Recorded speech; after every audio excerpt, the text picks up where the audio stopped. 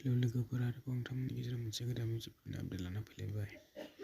बे फेसबुक पस्टनि गेजेरजों पस्ट खालामनानै खोन्थादों जे बिथांमोननि गोदान मिउजिक भिडिअ फैगासिनो दं होननानै आसा खालामो बिथांमोननि गोदान भिडिअखौ थाबैनो नुनो मोनगोन आरो मोजां जागोन होननानै। आरो आंनि चेनेलाव गोदानै फैदोंब्ला आंनि चेनेलखौ लाइक शेयार साबस्क्राइब खालामना गालाङो।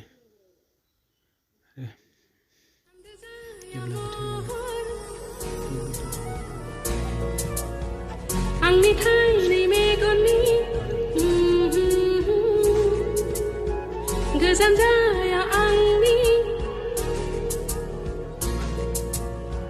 दसे सम गोसोनि